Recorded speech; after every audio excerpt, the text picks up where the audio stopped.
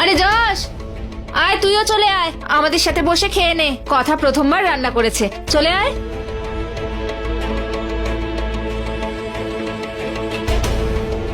ছেড়ে দাও সুজাতা, ওকে জোর করো না। না না দিদি, আমি কোনো জোর করছি না। আমি তো এই জন্য বলছিলাম যে একটু মিষ্টি মুখ করে নিলে না, আসলে ওর মনের ভেতর যে ঝাল ব্যাপারটা রয়েছে সেটা একটু ঠিক হয়ে যাবে। কাকিমা, সোনিয়াকে দেখেছো? না, অনেকক্ষণ ওকে দেখিনি। কোনো ব্যাপার নয়, আমি ওর সাথেই খাবার খাবো।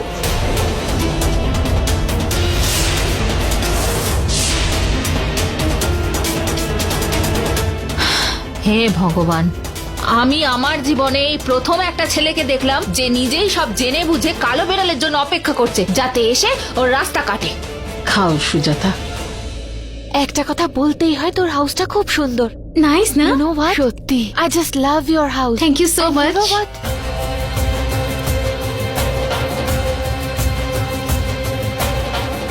এইসব কি হচ্ছে দিদি?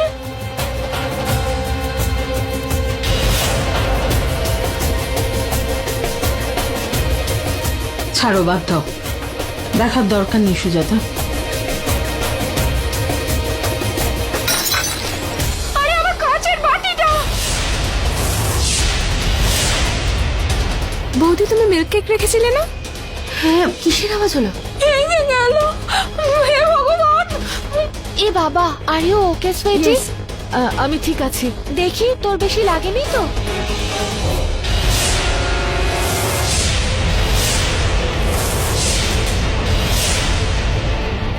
এসব কি করে হলো? সোনিয়া, তোমার সাহস কি করে হলো এইসব কিছু করার? রিল্যাক্স প্রিয় দিদি, একটা বাসনই তো ছিল, আবার চলে আসবে। ভুল করে হাত লেগে গেছিল আর পড়ে গেছে। আর তাছাড়াও যদি তোমার বিয়ের প্রথম রান্না এত ইম্পর্টেন্ট ছিল তাহলে তো সাবধানে রাখতে হতো। এক সেকেন্ড, তুমি কি করে জানলে যেটা আমি বানিয়েছিলাম?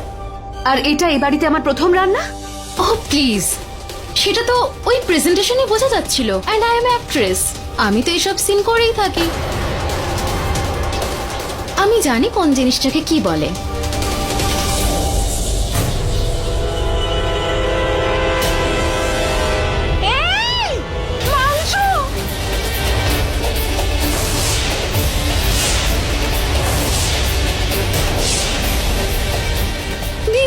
এসব কি অসভ্যতা সোনিয়া? এটা আমার রান্নাঘর, আমার মন্দির।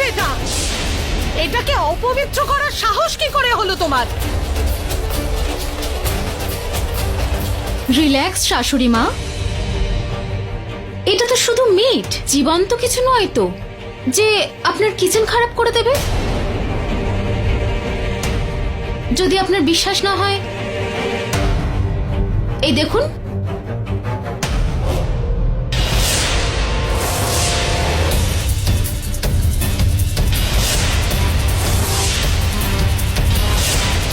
এবার তুমি তোমার সীমা লঙ্ঘন করছো সোনিয়া। শাশুড়ি মা, আপনিও তো আপনার সীমা অনেকবার অতিক্রম করেছেন, তখন তো আমি আপনাকে কিচ্ছু বলিনি। এই দেখো, ভদ্রভাবে কথা বলো, এইসব চলবে না এই বাড়িতে, না হলে আমি তোমায় নিজে ধাক্কা মেরে এই বাড়ি থেকে বের করে দেবো, বলে দিচ্ছি, দেখে নিও। না হলে কি করবেন আপনি? হিউম্যান রাইটস এর লোকদের ডাকবেন, একটা নাম্বার আপনি ডায়াল করবেন আর একটা আমি, প্রেস, পুলিশ, আবার সেই সব নাটক হবে।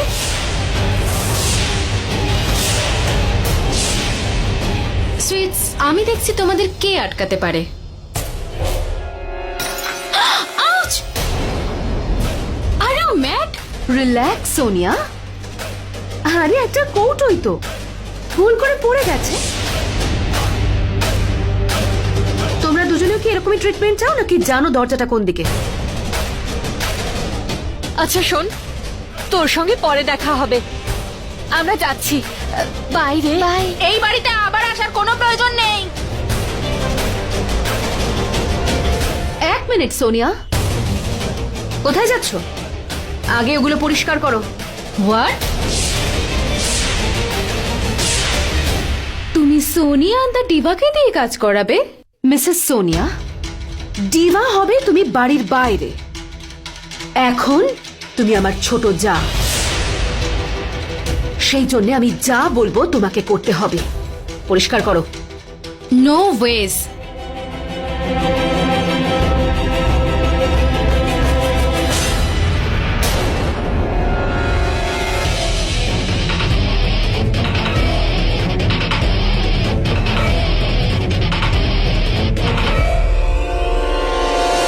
You have to do it.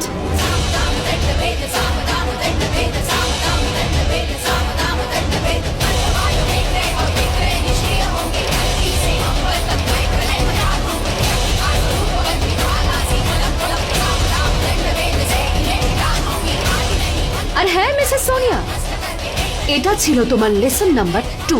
আজকের পর থেকে এই বাড়িতে নন ভেজ আসবে না।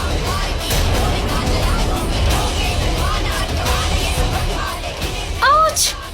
খুব সাবধানে মিসেস সোনিয়া, আপনার কষ্ট আমি একদম সহ্য করতে পারি না।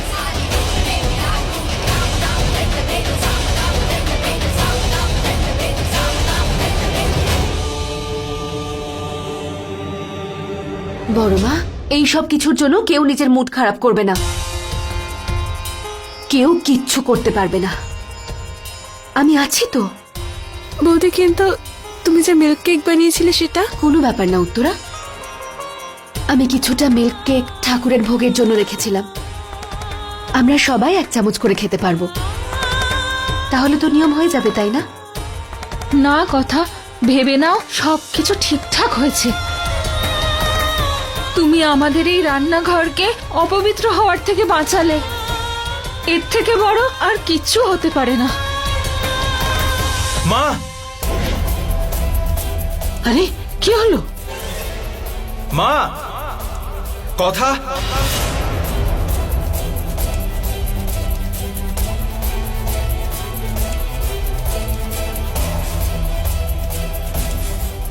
কি এসব? সোনিয়ার আঘাত লাগলো কিভাবে? বাড়িতে আসার পর কেঁদেই যাচ্ছে। ওর আঘাত কিভাবে লেগেছে? কি করেছো ওর সাথে? যশ, 1 মিনিট কথা বলতে দাও ওকে। বল, কি বলতে চাস বলে ফেল। মা, আমি শুধু এটুকু জানতে চাই যে সোনিয়ার সাথে কি হয়েছে। আগে এটা বল যে তোর কি হয়েছে যশ? কি এমন করেছে এই মেয়েটা যে আমার এত বছরের শিক্ষা জলে চলে গেল, বিফলে গেল? তুই আজকে আমার দিকে আঙুল তুলছিস যে আমি ওকে আঘাত দেওয়ার চেষ্টা করেছি? মা, আমি এটা কখন বললাম যে তুমি কিছু করেছো?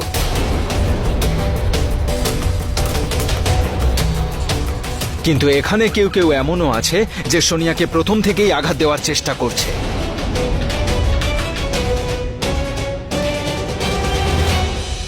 কি হলো? নিজের স্ত্রীর দোষ ঢাকতে এসেছিস? ওর স্ত্রীর ভুল নয়,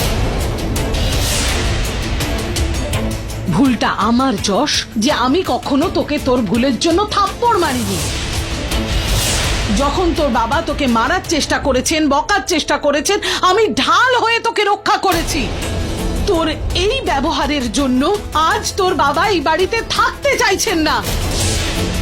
সব সময় আদর্শ আর অনুশাসনের মাধ্যমে উনি জীবন কাটিয়েছেন, আর যে সংস্কার আর ভালোবাসা দিয়ে এই পরিবারটাকে উনি গড়ে তুলেছেন, আজ তারই তলায় ওনাকে কবর দিয়েছিস।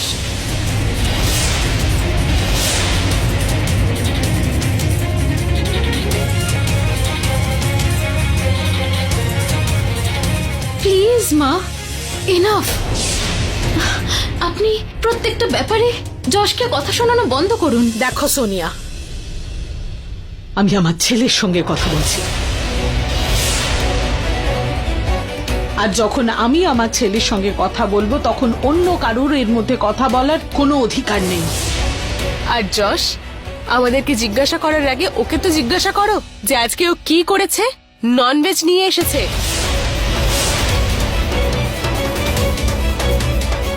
সোনিয়া,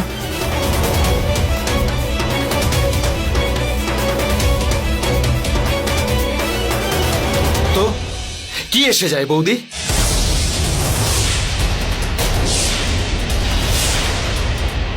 কোথাও তো নন ভেজিটেরিয়ান ছিল, তাই না? যেভাবে ও ছেড়ে দিয়েছে সেভাবে সোনিয়াও ছেড়ে দেবে? ও তো জানতো না যে এই বাড়িতে ননভেজ অ্যালাউ নয়। সোনিয়া নিজে থেকে চেষ্টা করছে এই বাড়িতে মিক্স আপ হওয়ার। এমনকি কনস্টেবলকেও পাঠিয়ে দিয়েছে যাকে সোনিয়ার জন্য অ্যাপয়েন্ট করা হয়েছিল। সোনিয়া এই বাড়ির জন্য এত কিছু করছে আর এই সামান্য একটা ব্যাপার নিয়ে এত বড় ইস্যু করছো। আরে ইস্যু বানানোর মতোই ঘটনা ঘটেছে যশ। আজ আমাদের কথা প্রথম রান্না করেছে, আজ প্রথমবার ও মিষ্টি বানিয়েছে এই বাড়িতে, তাও আবার আমার ওই দামি কাচের বাটিটায় ভেঙে দিয়েছে যেটা তোর বউ। আর যখন ওটা ভেঙে গেছে তখন ওর কাঁচটা ফুটে গেছে পায়। আমার কথা কি করেছে? সোনিয়া কাকিমা কি বলছে? যশ, কাল যখন আমার উপরে সবাই চিৎকার করছিল তখন আমি ভয় পেয়ে গেছিলাম। আর তারপর যখন আমি ওখান থেকে বেরোলাম তখন জানি না কেউ আমাকে পেছন থেকে ধাক্কা দিল।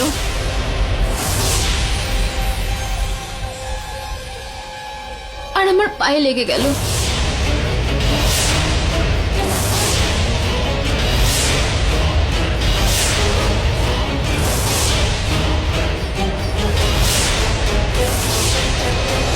এক মিনিট দাদা, আমি বলছি ওকে কে ধাক্কা মেরেছে।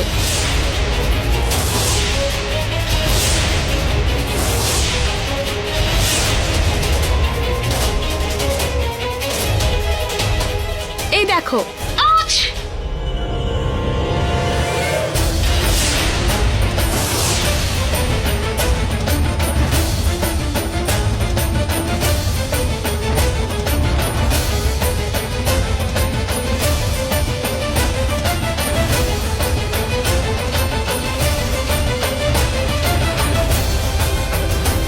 আই উইশ আমি স্টার্ট থেকে রেকর্ডিং করতাম, তাহলে এসব ড্রামাই হতো না। ওর ব্লেম গেম খেলার খুব শখ, তাই না?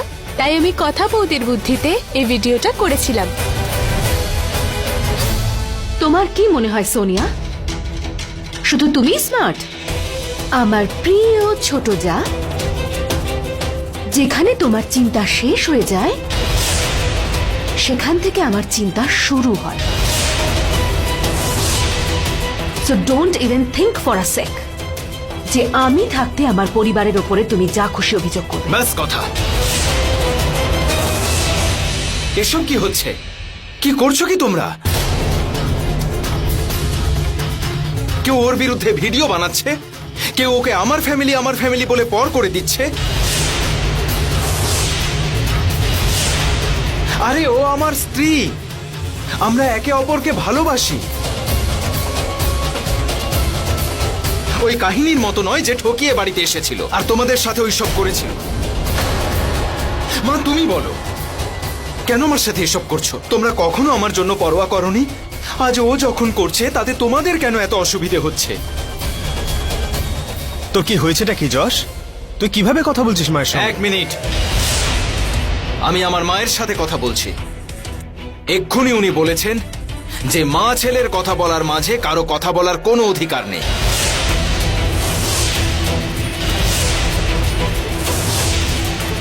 তো প্লিজ স্টে অ্যাওয়ে। আরে অকৃতজ্ঞ রে, কেমন মেয়ে তুমি! হ্যাঁ, আর এগুলো কি সব শিখে এসেছো তুমি নিজের বাবা মার কাছ থেকে? আমাদের ছেলেটা তোমার ভালোবাসায় অন্ধ হয়ে গেছে।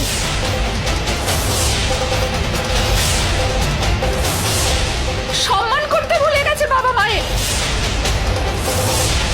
পরিবারের সকলের সাথে সম্পর্ক নষ্ট করছো, ভালো করছো না তুমি কিন্তু। কাকিমা এসব কি বলছো তুমি? আমি ছাড়া সোনিয়ার এই পৃথিবীতে আর কেউ নেই। ও অনাথ, ছোটবেলাতেই ওর মা বাবা মারা গেছেন। হ্যাঁ, তা আমি কি করে জানবো? আরে আমার পুরো কথাটা তো শুনে যা। আমি কি আগে থেকে জেনে বসে আছি নাকি?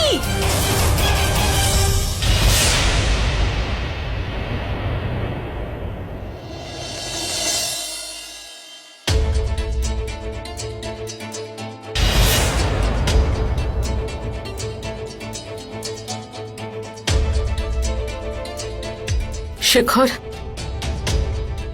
হলুদ দেওয়া দুধ। তোমার আঘাত তাড়াতাড়ি সেরে যাবে। যে ক্ষত তুমি সারাতে চাইছো তা এত সহজে সারবে না। বাড়ির খদ্দের ঠিক হয়ে গেছে, খুব তাড়াতাড়ি বাড়ি বিক্রি হয়ে যাবে। আমাদের সব খালি করে দিতে হবে। তাড়াতাড়ি নিজেদের প্যাকিং করে নাও। বাবা,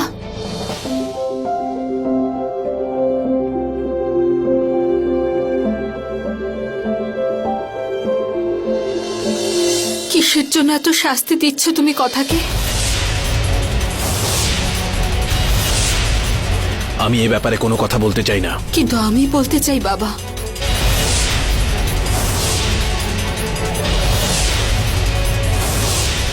তুমি কি কথার উপর এই কারণে রেগে আছো যে ও ওই পরিবারকে সাহায্য করেছে যারা আমার প্রতি অন্যায় করেছে? যদি ওর ওই বাড়িতে যাওয়ায় আমার কোনো আপত্তি না থাকে বাবা, তাহলে তোমার এত আপত্তি কিসের? বাবা, আজ তোমাকে উত্তর দিতেই হবে। বাবা, আজ একজন মেয়ে নয়, একজন বোন তোমার সাথে কথা বলছে। বাবা, অনেক বছর আগে ঠাম্মা আর দাদু মিলে তোমাকে তাদের দিব্যি দিয়ে আটকে রেখেছিল, কিন্তু তুমিও আদর্শ সন্তানের মতো সেই কর্তব্য পালন করেছিলে। কিন্তু তুমি কি খুশি থাকতে পেরেছিলে? না, সারা জীবন ধরে তুমি আর মা ওই শপথের আগুনে পুড়ে কষ্ট পেয়েছো। তাহলে তুমি কথার সাথে এমনটা কি করে করতে পারছো বাবা? তুমি কথাকে সেই আগুনের মধ্যে কি করে ফেলে দিতে পারছো? উত্তর দাও বাবা। বাড়ি ছেড়ে দিলেই সম্পর্ক ভেঙে যায় না, বরং দূরত্ব যত বাড়ে স্মৃতি ততই গভীর হয়ে যায়। মিষ্টি, বলে দাও তোমার মেয়েকে অন্য কারোর উপর রাগ আমি ওর উপর মেটাতে চাই না। আর ওকে ভালো করে এটাও বুঝিয়ে দাও যে এরপর আর কখনো যেন ও কথার ব্যাপারে আমাকে বলতে না আসে, আর না কখনো আমাদের বাড়ির কথা ওকে জানাবার কোনো চেষ্টা করে।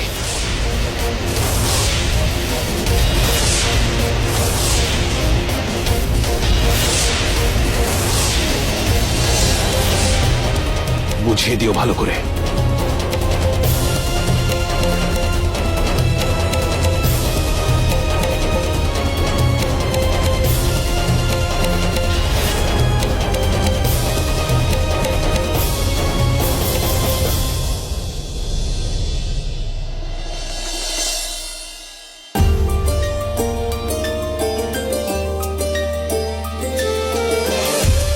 তোকে নিয়ে আমার খুব গর্ব রে মা। আমার দুই মেয়েকে নিয়ে আমি গর্বিত। ওখানে কথা স্ত্রী হওয়ার দায়িত্ব পালন করছে, আর এখানে তুই সবচেয়ে ভালো মেয়ে আর বোনের দায়িত্ব পালন করছিস।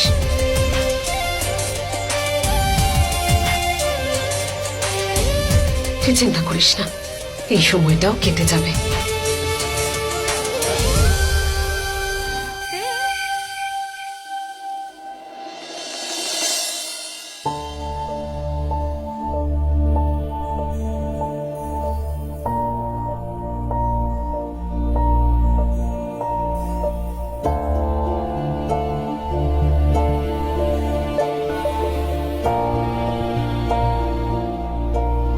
মা সবসময় বলে সময় সারা জীবন একরকম থাকে না।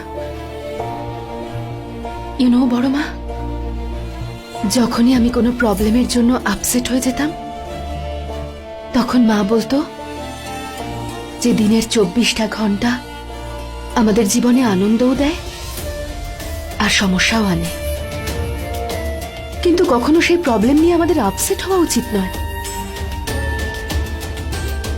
কারণ দিনটা শেষ হয়ে গেলে সব প্রবলেমগুলো সলভ হয়ে যাবে আর একটা নতুন দিনের শুরু হবে।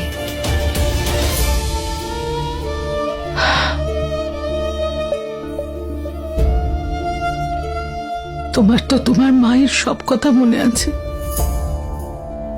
কিন্তু যশ, ও আমার শিক্ষা দীক্ষা বলল কি করে? আমি কি এমন ভুল করেছি যে এইরকম ব্যবহার করছে? আরে বাবা, আমি বুঝতে পারছি না এরা কেন এত জেদ করছে। যশ, তুমি তো জানো তোমাকে আমি ভালোবাসি, তুমি আমার পৃথিবী। আমি সেসব লোকের সাথে একদম কমফোর্টেবল হতে পারবো না যারা তোমাকে ইনসাল্ট করে। তারপরেও আমি অনেকভাবে চেষ্টা করছি, কিন্তু এই মানুষগুলো আমাকে তো মেনেই নিচ্ছে না। সব সময় আমার সাথে রুটলি কথা বলে, আর আজকে তো আমি কিছু করিও নি। জানি সোনিয়া, বাট ডোন্ট ওয়ারি, আমি তো তোমার সাথে আছি। এত আপসেট হওয়ার কোনো প্রয়োজন নেই। বড় মা, যশ এই মুহূর্তে সোনিয়ার ভালোবাসায় পুরোপুরি অন্ধ হয়ে গেছে। আমরা ওর জন্য যতই ভালো করার চেষ্টা করি, ও আমাদের ভুলই বুঝবে। তা আমি কি করব কথা? নিজের চোখের সামনে নিজের ছেলেকে শেষ হয়ে যেতে দেখবো কি করে? আমি জানি না। আমি আমার পুরনো যশকে ফেরত চাই। ডোন্ট ওয়ারি বড় মা, আমরা যশকে ঠিক ফিরিয়ে নিয়ে আসবো।